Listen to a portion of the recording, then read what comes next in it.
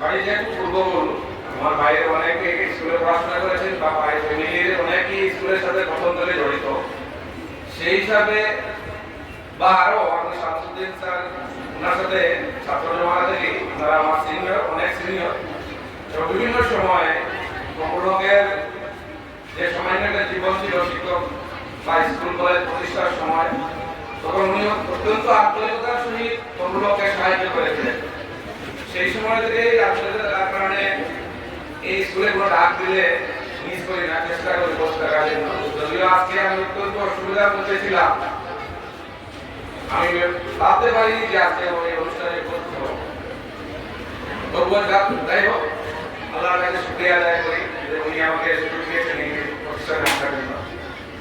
এখানে স্যার বলেছেন যে আমি সুন্দরভাবে কথা বলবো বা কিছু কথা বলবো, কিন্তু আমি সেরকম কোনো ব্যক্তি নয়, একজন সাধারণ মানুষ। আর যেহেতু আমার কলেজের প্রিন্সিপাল চেয়ারকে সম্মান দিয়েছেন, তো সেই হিসাবে আমি চেয়ারে বর্তমানে বসা আছি হিসাবে আমি উপস্থিত হয়েছি। আমি দু চারটি কথা বলবো ছাত্রীদেরকে উদ্দেশ্য করে। আমি এখানে এসে দেখেছি কলেজে তো অনেক সময় আমাদের প্রোগ্রাম যখন হয় তখন দুটা লাইন মেয়েদের থাকে, একটা লাইন ছেলেদের থাকে, এবং সেই একটা লাইনে ফুল থাকে না, হাফ থাকে ছেলেদের। এখানে যেহেতু সবাই মেয়েরা, তো মেয়েরাই বড় ফুল আছো। আমি এরকম ব্যক্তি নয়, আমার এখানে আসবেন প্রফেসর শামসুদ্দিন আসতে পারে বা সুলতাবাদের আসবেন মূল্যবান কথাগুলো তোমরা শুনবে, কিন্তু আমি দু চারটি কথা বলবো, না বললে তো হবে না। আমরা গ্রামাঞ্চলের মেয়েরা, আমরা এখন সুযোগ হয়েছে, পরিবেশ হয়েছে পড়া। আমরা সবাই স্কুলের মা বাবা আমাদেরকে দেন একটা বিশ্বাস, আমাদের মা বাবা আমাদের উপরে রয়েছে যে পাশের গ্রামের ওই মেয়েটা, আমার গ্রামের ওই মেয়েটা, অমুকের মেয়েটা সেকেন্ডারি পাস করেছে, তারপরে ডিগ্রি পাস করেছে, অনেক গ্রামে অনেক মেয়েরা মাস্টার ডিগ্রি করেছে। সেটা দেখে আমাদের মা বাবারও একটা বিশ্বাস রয়েছে, আমাদেরকে মানে মেয়েদেরকে এখন স্কুলে পাঠাবো।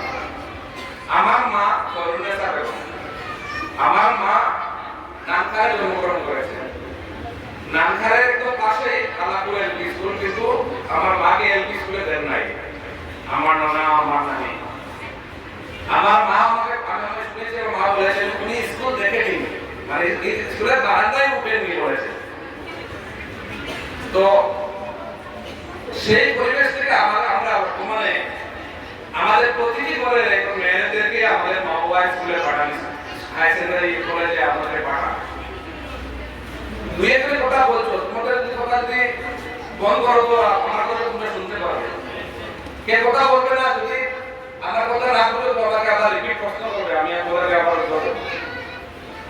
তো আমাদের মা বাবা আমাদেরকে স্কুলে পাঠান একটা বিশ্বাস করে যে আমার মেয়ের উপর আমার ভরসা আছে, আমার মেয়ে স্কুলে যাবে, আবার পড়াশোনা করে বিকালে আমার মেয়ে ঘরে আসবে এবং ইজ্জতের সহিত যাবে, ইজ্জতের সহিত আসবে। আমাদের ইজ্জত কোনোদিন নষ্ট করবে না, আমরা বেজ্জত হবো না আমার মেয়েদেরকে। আমাদের পাশে করে চাচি, পাশে করে দাদি, অনেকে আমাদের মা বাবাকে নিশ্চয়ই বলেন যে মেয়ে পাঠাচ্ছ, মেয়ে বড় হয়ে যাচ্ছে, আর বন্ধ করো, আর স্কুলে যাবে না, হঠাৎ কোনদিন অঘটন ঘটবে। এই ধরনের আমাদের গ্রামের আলোচনা হয়, আমরা গ্রামের মানুষ, আমাদের গ্রামে অনেকে হিংসাই করে এরকম বলে। আমি যেহেতু এখানে পুরো সবাই মেয়েরা আছো, আমার কলেজে অনেক মেয়েরা আছে, আমি মেয়েদেরকে একটু ভালো করে সবসময় খেয়াল রাখি। যদিও এখন সংখ্যা অনেক বেশি হয়ে গেছে, প্রায় 1500-1600 হয়ে গেছে স্টুডেন্ট, তার মধ্যে প্রায় 1000-এর মতো মেয়েরা। আগে যেরকম করতাম ঠিক তত পারি না, তবুও মেয়েদেরকে একটু বেশি করে খেয়াল রাখি যে একটা মেয়ের ভুলের কারণে যেন এই গ্রামের মা বাবারা বিশ্বাস হারিয়ে আর যেন অন্য মেয়েদেরকে স্কুলে পড়ানো বন্ধ না করে। যদি এখানে কিছু ছাত্রীরা তোমরা শুভ আছো, তোমরা বুঝবে যতদিন পর্যন্ত তোমরা স্কুলে পড়াশোনা করবে, এই গায়ের মধ্যে যখন স্কুলে ইউনিফর্ম থাকবে, এই ইউনিফর্মটা যতদিন গায়ে নিয়ে আমরা স্কুলে আসা যাওয়া করবো, ততদিন যেন আমাদের মা বাবার জন্য কোনো অসম্মানে না হয়, বা আমি যে স্কুলে আছি সেই স্কুলের যে ইউনিফর্মটা আমার গায়ে আছে সেই স্কুলের যেন কোনো ধরনের কাজ না হয়, কোনো ধরনের যেন বদনাম না হয়, এটা যেন আমরা শপথ দিতে হবে এবং স্ট্রংলি আমরা এটা নিয়ে আমরা পারতে হবে। আদারওয়াইজ আমরা এর জন্য আর সব মেয়ের পড়া নষ্ট করবো। আমাদেরকে রাস্তায় আসা যাওয়ার সময় আমরা অনেককে ডিস্টারবেন্স ফিল করি, বা আমরাও সুযোগ দেই নাকি। আমরা এখন মোবাইল পেয়ে গেছি, যদি আমাদের মোবাইল হাতে অনেকে নাই, তবুও আমাদের ঘরে মার, বাবার, ভাইয়ের সবার মোবাইল আছে, আমরা সুযোগ পাই মোবাইল ইউজ করার। আমি সবার কাছে রিকোয়েস্ট করব, এখন মোবাইল যদি বেশি ইউজ করো তাহলে ভবিষ্যতে মোবাইলের রিচার্জের পয়সা কালেকশন করতে কষ্ট হবে। এখন যদি মোবাইল বেশি ইউজ করো, ভবিষ্যতে যে সময়টা যাবে সেই সময়টাতে মোবাইলের রিচার্জ শুরু করার জন্য কষ্ট করতে হবে। আর এখন যদি মোবাইল কম ইউজ করো, এটাকে অ্যাভয়েড করো, তাহলে ভবিষ্যতে যে কোনো জায়গায় বসে মোবাইলটা চালাতে পারবে, কেউ তোমাদেরকে কিছু বলবে না যে ও উপযুক্ত হয়েছে এবং মোবাইল ইউজ করছে, কোনো ধরনের অসুবিধা হবে না। তাই ভবিষ্যতে ফুল রিচার্জ সহ মোবাইল ইউজ করার সেই প্ল্যাটফর্ম বানানোর জন্য আমরা এখন মোবাইলটাকে অ্যাভয়েড করতে হবে। আমরা সবাই পারবো তো? আমরা সবাই চেষ্টা করবো। আমরা অনেকেই পারবো বলে আমরা বলি, কিন্তু এক সময় আসে যে না, একটু সময় দেখি, তারপরে মনে এরকম হয়, চাহিদা হয়ে যায় যে আরেকটু দেখি, আরেকটু দেখি, আরেকটু দেখি, আরেকটু দেখি। এখানে ছোট্ট একটা এক্সাম্পল দিই। আমার মার কথা বলেছি, আমার মা স্কুলের বারান্দায় পা দেননি, কিন্তু আমি 8 নম্বর ছেলে, আমার মায়ের 8 নম্বর ছেলে। বুঝতে পেরেছো? তোমরা অনেকে এখন ছোট পরিবার, সুখী পরিবারের মানুষ আছে এখানে, কিন্তু আমার পরিবারটা অনেক বড় ছিল। সেই পরিবারে 8 নম্বর ছেলে এবং বাবা মারা যাওয়ার প্রায় 20-25 বছর পর্যন্ত, মানে 20 বছর পর্যন্ত পড়তে হয়েছে, মানে ছোট্ট অবস্থায় আমার বাবা মারা গেছে। এবং সেই ফ্যামিলির সবাইকে আমার মা পড়িয়েছেন, সবাইকে, ইভেন গণগ্রাহক থেকে নিয়ে যারা নিচে আছেন, সুপারিনটেন্ডেন্ট, সবাইকে আমার মা পয়সা দিয়ে, সবাইকে চেক দিয়ে মা সবাইকে পড়িয়েছেন। তো শিক্ষা শুধু স্কুলের শিক্ষা হলে মানুষ যে জ্ঞানী গুণী হয়ে যায় সেটা নয়। আমরা পড়ার জন্য যে আমাদের মা বাবার যে কষ্ট, যেটা আমাদের মা বাবার যে প্রচেষ্টা, যেটা সেই প্রচেষ্টাকে আমরা মেনে নিতে হবে। তারা আমাদের ভালো চায়। আমাদের মা বাবা আমাদেরকে ঘরে যেটা গাইড দেবেন, যেভাবে আমাদেরকে ভালো দেবেন, এই কাজটা করবেন, তখন আমরা মেনে নেব। আমরা মেনে নিয়েছিলাম, কারণ এই জন্যই মেনে নিয়েছিলাম, আমরা বুঝে মেনে নেইনি যে মা যেটা বলেছেন এটা খুব ভালো এবং আমি মহাপুরুষ হবো বলে আমি মেনে নিয়েছিলাম, সেটা নয়। আমার মা এরকম একজন শাসন কর্তা ছিলেন, যিনি না বাপ টাইমে না খেয়ে বাপ দিতেন না। আজকালকার আমাদের মা হয়তো এরকম হয়ে যেতে পারেন, বাপ না দিলে বাচ্চা মরে যাবে বলে আবার আমাদের মা মরলে মরে যা, কিন্তু টাইমে বাপ খাওয়াতে সবার সঙ্গে ছিলেন না বলে বাপ দিতেন না। এটা এদিনের জন্য নয়, আগামী দিনে, আগামীকালকে যেন টাইমে খাওয়াতে থাকি, সেই জন্য আজকের দিন ঠিক টাইমে আমাকে বাপ দিতে হবে।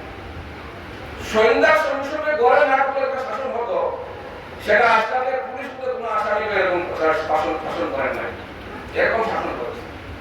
রাত্রে 12টা অবধি এক্সামের আগে আমরা সবাই পড়তাম এবং মা বাইরে একা হাঁটাহাঁটি করতেন। এবং তিনি ছিলেন সমস্ত দিনের কৃষিকার্যে কাজ করা, সাহায্য করা একজন মহিলা, এবং সন্ধ্যার পরে রাত্রে 9টা অবধি সবজি কেটে কাজ করা একজন মহিলা, রাত্রে 12টা অবধি বাইরে হাঁটতেন আমরা পড়ানো, আমাদেরকে পড়ার জন্য। এবং সেই সময় আমরা না পড়লে রাত্রে ঘুম এসে গেলে লাল চা, মিঠা তেল চোখে লাগানো, মুখ ধোয়ার হয়ে পুরো করেছে। সেই জন্য 8 নম্বর ছেলেও জীবনে মেইন ট্র্যাকে ছিলামও না, কিন্তু ম্যাক্সিমাম দূরে যেতে পারিনি ট্র্যাক থেকে। আবার ট্র্যাকে এসেছি, আর পাতাকান্দি থেকে গেলাম, মানে পাতাকান্দি কলেজের প্রিন্সিপাল হয়েছি। এই বিধবা একজন মা, মহিলা, যিনি আমাকে প্রচেষ্টা করেছেন। তো আমরা স্কুলের শিক্ষকদের কথা, আমাদের মা বাবার কথা, এটা যদি আমরা মেনে চলি, আমাদের বিবেককে বেশি ফাস্ট না করে, আমাদের যে এইজ আছে, এই যে আমরা পৃথিবীতে এখন দেখিনি ভালো করে, তো আমরা মা বাবা যেটা বলবেন, আমাদের শিক্ষাগুরুরা যেটা বলবেন, সেটা যদি আমরা মেনে চলি, তাহলে আমরা জীবনে সাকসেস হব। এখানে যারা জুনিয়ররা আছে, সিনিয়ররা সামনে বসে আছেন, তারা শিক্ষকদের কথা মেনেছেন বলে, তারা মা বাবার কথা মেনেছেন বলে তারা আজকে ছুটি পেয়েছেন, তাদেরকে স্কুল কর্তৃপক্ষ ডেকে এনে আবার তাদেরকে সম্মাননা দিচ্ছে। এবং আমরাও আজকে এখানে স্যার বলেছেন যে এই বছর আমরা 41 জন 41টা আমরা ছুটি পেয়েছি। আগামী বছর হয়তো 41 না হতে পারে, কমে যেতে পারে। রেজাল্ট উনি বলেছেন যে 75 হয়ে গেছে, 75% হলে ছুটি পাবো। আমার মনে করে এখন মানেনি। কারণ আমরা যখন স্কুলে পড়াশোনা করেছি তখন ফার্স্ট ডিভিশন একজন দুজন আসতেন, আমার মামা, আলতাফ মামা, আমার আপন মামা। কিন্তু ওনাকে ফার্স্ট ডিভিশন পাওয়ার পর দেখার জন্য আমি বাইরে চলে গিয়েছি যে ফার্স্ট ডিভিশন পেয়েছেন উনি কিভাবে চলেন, হাঁটা কিভাবে, হাতটা কি আমার আমার মামা আমি দেখতে গিয়েছি আর কয়েকদিন আগে সিনিয়র আইসিএসসি পাস করেছে। এত বেশি পুরনো তো পুরো 50 বছর আগে ইতিহাস না, ওই কয়েকদিন আগে ইতিহাস। তো আজকে যখন গত বছর পর্যন্ত 60 হয়ে গেলে আমরা ছুটি পেয়েছি, কিন্তু আমার বিশ্বাস এই মদনী বাংলা একাডেমি যারা মেয়েরা আছে বা সেকেন্ড ইয়ারে দিয়েছে বা আগামী বছর যারা সেকেন্ড ইয়ার দেবে, এই স্কুলের যারা ছাত্রীরা আছে এরা 75% পেয়েও ওরা 40-এর উপরে মানে ছুটি নিয়ে আসবে, আমার বিশ্বাস। কারণ এই স্কুলে শিক্ষকরা পয়সার বিনিময়ে ওনারা পড়ান না, এটা অতীতে ছিল না, আজকেও নেই, ভবিষ্যতেও থাকবে না আমি মনে করি। কারণ কারো পরিবারের আর্থিক বা চলার কারণে মানুষের কিছু পয়সার প্রয়োজন হয়, স্বাভাবিক। কিন্তু কিছু কিছু প্রতিষ্ঠানের পরিবেশ এরকম আছে, বিশেষ করে যদিও আমি সরকারি প্রতিষ্ঠানে চাকরি করি, এটা নতুন চাকরি হয়েছে, কিন্তু আমি যখন 2004 থেকে 2020 পর্যন্ত ডিউটি করেছি, আমি আরো বেশি ডিউটি করতে পেরেছি। এখানে যখন টিচাররা শিক্ষকতা করেন, পড়ান, এই স্কুলের যে পরিবেশটা আছে সেটা হলো যে এই স্কুলের ছাত্রদের কিভাবে মানুষ বানানো এবং তাদেরকে কিভাবে ভালো রেজাল্ট, ভালো পারফরমেন্স তাদের দেখানো যায়, সেই মেহনত দিয়ে শিক্ষকতা করেন, পড়ান ছাত্রছাত্রীদের। তাই এটা বিশ্বাস আগামী দিনে এই স্কুল থেকে যারা সেকেন্ড ইয়ার দেবে আগামী সেশনে, এখানে নিশ্চয়ই তারা আছেন, আমি তাদেরকে অনুরোধ করবো যে এই স্কুলে আমরা দেখে নিতে হবে যে 75 তো মিনিমাম, আমাদের কাছে এটা মিনিমাম। ইভেন সরকার 90 মিলে আমরা মদনী বাংলা একাডেমি যারা স্কুলে আমরা কি করব। আসলে ভিডিও করা ছাড়া বক্তব্য অনেক সুন্দর হয়, আর ভিডিও শুরু হয়ে গেলে বক্তব্যগুলো নষ্ট হয়ে যায়। আমি এখানে একটা ক্লিয়ার আছে, যেহেতু ভিডিও চলছে, এখানে স্কুটি ডিস্ট্রিবিউশন হচ্ছে না। কয়েকদিন আগে রাতাবাড়িতে একটা প্রোগ্রামে দেখেছি, নিউজ হয়েছে, রাতাবাড়ি অমুক স্কুলে স্কুটি বিতরণ হচ্ছে। এই না বুঝে ভিডিও করার কারণে কিছু প্রাইভেট স্কুলের কোনো সমস্যা আছে। এখানে স্কুটি যারা পেয়েছে, এই স্কুলে পড়াশোনা করেছিল, তাদেরকে এখানে সম্পূর্ণ দেওয়া হচ্ছে। স্কুটি অলরেডি তারা সরকারি কলেজ থেকে তারা রিসিভ করেছে অলরেডি। এখানে শুধু যারা স্কুটি পেয়েছে তাদেরকে সম্বর্ধনা। তো আমাদের যদি নিউজ হয় এখান থেকে, নিউজটা এরকম হতে হবে, যারা স্কুটি পেয়েছিল মদনী বাংলা একাডেমিতে পড়াশোনা করে, মদনী গার্লস হায়ার সেকেন্ডারি সেকশন যেটা আছে, সেই সেকশনের ছাত্রীরা পরীক্ষা দিয়ে নিশ্চয় তারা সরকারি স্কুলে গিয়ে পরীক্ষা দিয়েছে, এবং তারা যেখান থেকে স্কুটি পেয়েছে সরকারি কলেজ থেকে পেয়েছে, তাদেরকে এই স্কুলের পক্ষ থেকে সম্বর্ধনা সেটা। তো আমি আর কিছু বলার নেই, মেয়েদেরকে শুধু একটা কথা বলবো, আমাদেরকে বহু পড়াশোনা দেওয়া হবে আমাদেরকে নষ্ট করার জন্য। আমরা সেটাদের যদি সামান্যতম আমরা যদি সেটার দিকে আমরা নজর দেই, তাহলে আমাদের ক্যারিয়ার নষ্ট হবে, আমাদের লাইফ নষ্ট হবে। আমরা কোনো ধরনের প্রয়োজনায় রাস্তাঘাটে আমরা কোনো ধরনের কোনো দিকে পা না দিয়ে আমরা পড়াশোনা করব। এবং এখানে স্যার বলেছেন একজন দুর্বল মেয়ের কথা, আমাদের কলেজে অনেক মেয়েরা এরকম আছে জীবনে মায়ের অক্ষের খাওয়া দাওয়া কষ্ট হয়ে গেছে, কিন্তু তারা বিএড করে, ডিগ্রি করে, বিএড করে আজকালকে শিক্ষকতা করছেন।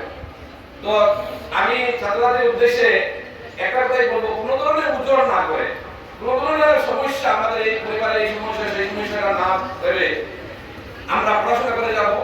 আমরা যদি হাই সেকেন্ডারি পাস করি, তাহলে আমার এখন বর্তমান হাই সেকেন্ডারি পাস না করা একটা মেয়ের যে দাম, এবং আমি হাই সেকেন্ডারি পাস করলে আমার যে দাম, এটা আকাশ জমিন পার্থক্য হয়।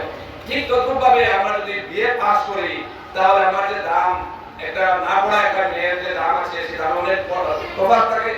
এবং আজকালকে সবাই মেয়েদেরকে শিক্ষিত করার জন্য যে প্রচেষ্টা আছে, সেই প্রচেষ্টার জন্য আমরা সহযোগিতা করে আমরা আগে যাই।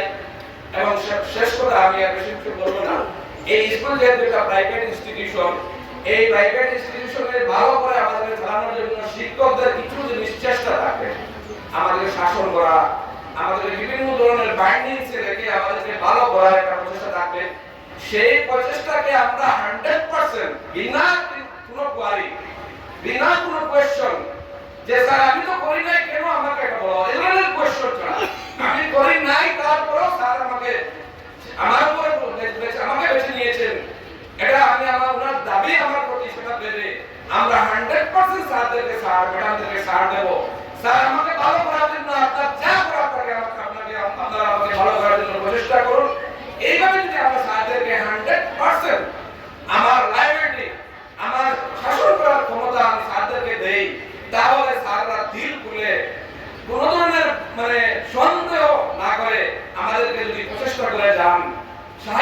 যান, আমাকে অন্বেষণ রাখার প্রচেষ্টা করেন, তাহলে আমরা সবাই আমরা এখান থেকে ভালো রেজাল্ট করে বের হয়ে যেতে পারবো।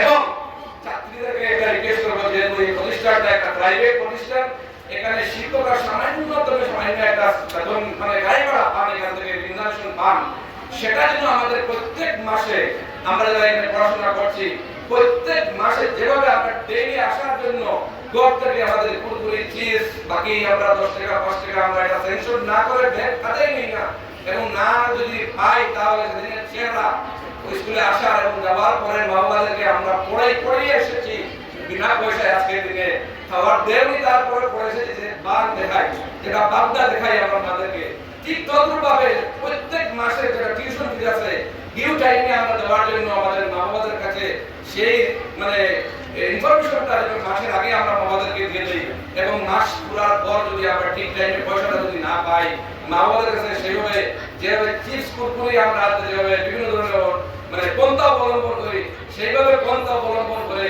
স্যারদের মানে স্কুলের যে টিউশন ফি যেটা আছে সেটা যেন আমরা আদায় করি।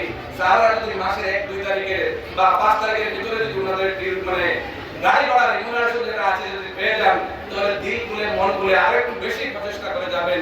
এইগুলো ছাত্রছাত্রীদের উদ্দেশ্যে বলে আগামী দিনে মদনী বাংলা একাডেমি বা মদনী যে আমাদের আমরা মনে করি একটা ট্রাস্ট, এই ট্রাস্টের যে হাই সেকেন্ডারি সেকশন যেটা আছে, গার্লস সিনিয়র সেকেন্ডারি যেটা আছে, সেটা উন্নতি বৃদ্ধি হোক আমি এই কামনা করি। এবং বিশেষ করে শামসুদ্দিন স্যারের এবং আমার সুফিয়ান স্যার অনেক আছেন পুরোনো যারা এখানে কাজ করেন বা কাজ করে যাচ্ছেন, ওনাদের সুস্বাস্থ্য কামনা করছি, কারণ ওনারা